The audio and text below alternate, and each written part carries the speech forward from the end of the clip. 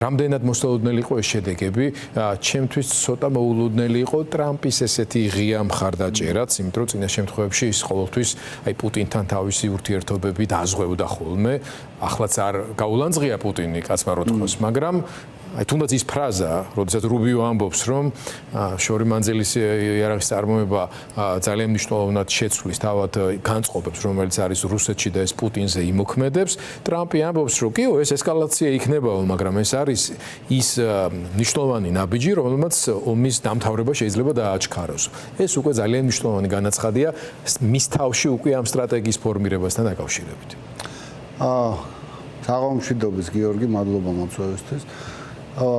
ნამდვილად გასაკვირი არ არის, როგორც ჩანს ის მიდგომა და ის ასე ვთქვათ აღქმა, რომ თითქოს რაღაც პუტინი იყო მზად რაღაც ნაბიჯის გადასადგმელად რომ დასრულებულიყო, ეს ქარწყდება. აშკარაა ყველა იმ ადამიანისთვის, ვინც კარგად იცნობს რუსეთის პოლიტიკას, რომ ეს ომი არის პუტინის პირადი ომი, ეს არის რუსული იმპერიალისტური ომი, რომლის გაგრძელება და დასრულება თავიდან ბოლომდე მის ხელშია. მას არ სურს ამ ომის დასრულება და მას არ სურს და ალბათ დიდი ალბათობით არ დაასრულებს, სანამ სრულ კრახს არ განიცდის. ამიტომ ეს უფრო მეტად და მეტად ამ ადმინისტრაციისთვისაც კაფიო ხდება. საერთოდ თუ ისტორიას გადავხედავთ, იყო ბევრი ადმინისტრაცია, ყველა არა, მაგრამ იყო რიგი ადმინისტრაცია, რომელიც სხვა მოლოდინით იწყებდნენ თავიანთ ვადას, თავის მმართველობის პერიოდს რუსეთის მიმართ და უფრო კონსტრუქციული ის კონდათ მოლოდინები რუსეთისგან, მაგრამ საბოლოო ჯამში ხდებოდა, რომ ეს არის ჩვეულებრივი იმპერიალისტური ძალა, რომელიც საზრდოობს აი ამ კონფლიქტებით. მაგრამ ამასთანავე მათ აქვთ ეს პროპაგანდის მანქანა დაქოქილი, რომელიც საკმაოდ ძლიერი პროპაგანდისტული მანქანა, რომელიც ასევე ავრცელებს აი ამ სიცრუეს, თუმცა ჩვენ ვართ ერთ-ერთი ქვეყანა, რომელიც ამ პროპაგანდისტული მანქანის ზემოქმედების ქვეშ არის მუდმივად, რომელიც ავრცელებს იმ სიცრუეს, რომ თითქოს რაღაც მათ აქვთ ამა თუ იმ ფორმით ინტერესი ამ ომის დასრულებაში. სინამდვილეში აშკარაა, რომ ეს არის პუტინის ომი, პუტინს არ სურს ამ ომის დასრულება და ეს უფრო და უფრო მკაფიო გახდა ამერიკის ამ ადმინისტრაციისთვის და დასავლეთის პოლიტიკურ წრეებში უკვე ძალიან მკაფიო გასაგები და აშკარაა. აი, ბატონ დავით, ეს ამ სამიტის დაწყებამდე ჩვენ სახეზე გვქონდა ვითარების ესკალაცია, ორმხრივი ობიექტურად რო ვთქვა და სრულიად გასაგები იყო. პუტინის ამოცანას წარმოადგენდა ტრამპისთვის პირველ რიგში ეჩვენებინა, რომ მას ძალიან ბევრი პერკეტები აქვს უკრაინაში რაღაც გარკვეული წარმატების მისაღწევად, ამიტომ თითქოს იქ რაღაცა ის ტერიტორია დაიპყრო, ინტენსიური დაბომბები უკრაინის დედაქალაქის და სამოქალაქო ინფრასტრუქტურის მოსახლეობის და მსხვერპლის იმის ნიშნად, რომ ეს ყველაფერზე წასვლისთვის მზად არის. ამის საპირისპიროდ კი არა და პარალელურად უკრაინა უფრო ინტენსიურად სიღრმეში აზიანებდა ინფრასტრუქტურას და უქმნიდა სერიოზულ პრობლემებს რუსეთს. მაგრამ რუსეთის მხრიდან ამ ზეწოლის ერთ-ერთი მნიშვნელოვანი ელემენტი იყო ტაქტიკური ბირთვული იარაღის გამოყენების მუქარა, მათ შორის ნატოს წევრი ქვეყნების რამდენიმე დედაქალაქის მიმართულებით, ხო? რამდენად იმოქმედა ამ მუქარამ, იმიტომ რომ ამ ხალხს რასაც უყურებდი ამ 2 დღის განმავლობაში, ძალიან კი არა, ცოტა ზედმეტად ხალისიანადაც გამოიყურებოდნენ. ანუ ნატო არ შეშინდა პუტინის ამ მუქარის ყარაგანოვის მით უმეტეს. მე ვფიქრობ, რომ ამ მუქარით ამ ომის დაწყებიდანვე ძალიან მალე ყოველთვის გასაგებია. რომ ეს ბირთვული იარაღის გამოყენება ასეთი მარტივია, ამას იმდენად მაღალი პოლიტიკური, სამხედრო და ეკონომიკური და რაღაც ყველანაირი ფასი აქვს, რომ ესეთი პრიმიტივი, ესეთი მარტივი არ არის. ამიტომ ეს ყოველთვის გასაგებია.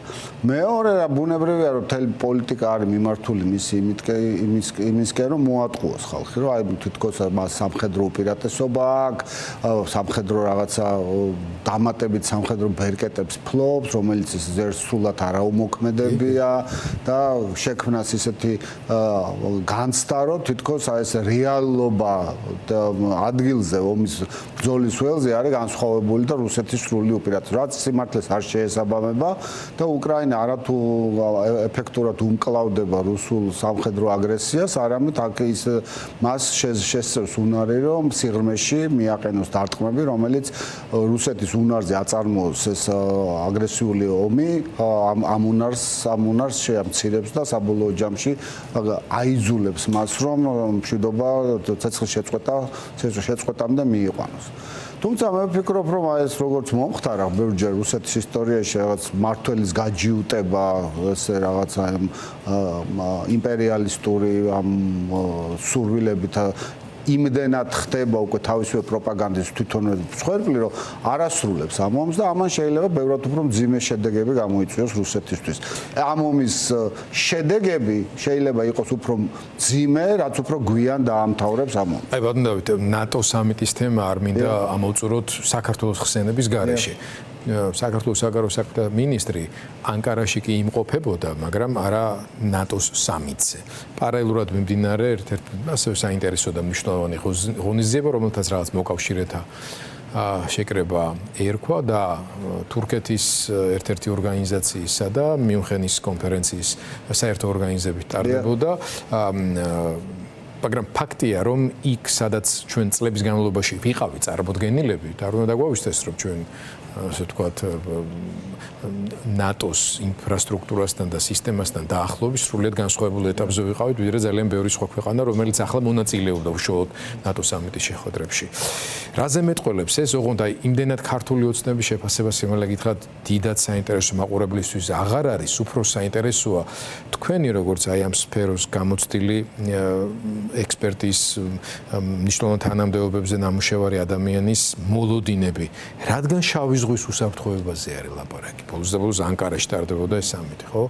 შეიძლება რომ რამენერად ისე წარმოვიდგინოთ ნატოს ინტერესების მდგრადობა ამ რეგიონში, რომ შავი ზღვის უსაფრთხოება არ იყოს გათვალისწინებული, თან როცა რუსეთის გრძელვადიან სტრატეგიულ შეკავებაზე ძალიან აქტიური საუბარი იყო.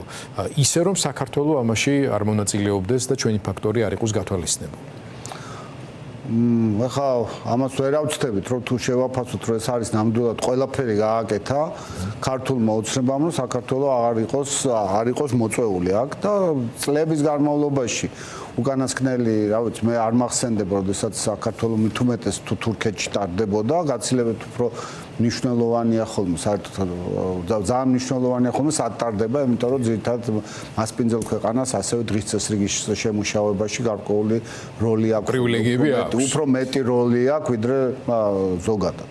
ამიტომ ეს ნიშნავს, რომ სწორედ აი ძალიან ჩვენ ხო ამოვდივართ საქართველოს ინტერესებისთვის და ის ქმედებები და ის პოლიტიკა, რომელიც ქართულმა ოცნებამ გაატარა, რუსული პროპაგანდის გავრცელებით, დემოკრატიის უკუსლით, საქართველოში აი ამ დასავლური პარტნიორების ესეთი ღია დაპირისპირებით, ლანძღვაგინებით, ამ პროპაგანდისტული კლიშეების შემუშავებით და გავრცელებით საქართველოს ინტერესების უმძიმეს ზიანს აყენებს ამ საქართველოს ინტერესებს.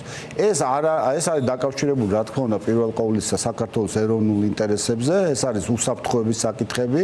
საქართველოს ყოველთვის აღიქმებოდა როგორც პარტნიორი ნატოსი და როგორც ქვეყანა, რომელიც ისწრაფვის წევრობაზე და რომლის წევრობაზეც ნატოს აღებულია კვალდებულება და ამ თვალსაზრისით მნიშვნელოვანი იყო, მაგრამ ასევე ეს არის ამას აქვს თავისი ეკონომიკური განზომილება, პოლიტიკური განზომილება და ზოგადად საქართველოს ფასი იყო იმდენად მაღალი, რამდენადაც ის აღიქმებოდა, რომ არის დასავლეთის პარტნიორი და ასევე გარკვეულწილად მალევე გახდება ამა თუ იმ გარკვეული პერიოდის შემდეგ გახდება ნატოს წევრი და ევროკავშირის წევრი.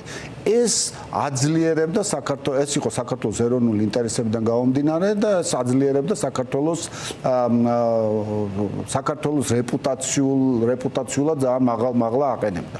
ის რომ საქართველოს აღარ არის ეს არ იყო სამიტი, სადაც მხოლოდ ნატოს წევრი ქვეყნები მონაწილეობდნენ, ხო? აქ იყვნენ ნატოს არაწევრი ქვეყნები, და არათუ არა მხოლოდ ევროპიდან, არამედ სხვა ქვეყნებიდანაც, სხვა რეგიონებიდანაც და ეს არ იყო სამიტი, რომელშიც მხოლოდ ნატოს წევრი ქვეყნები იყო. ამიტომ ეს ჩემი აზრით ძალიან მძიმე, ძალიან ცუდად აისახება საქართველოს ეროვნულ ინტერესებზე. ეს არის ძალიან ცუდი ჩვენი ქვეყნისთვის, ჩვენი ქვეყნის განვითარებისთვის, ჩვენი უსაფრთხოებისთვის და ჩვენი მომავლისთვის. არა მხოლოდ მარტო ჩვენი, არამედ ქვეყნის და ჩვენი შვილების მომავლისთვის. ეს ძალიან მძიმე შედეგების მომტანი იქნება ჩვენი განვითარებისთვის.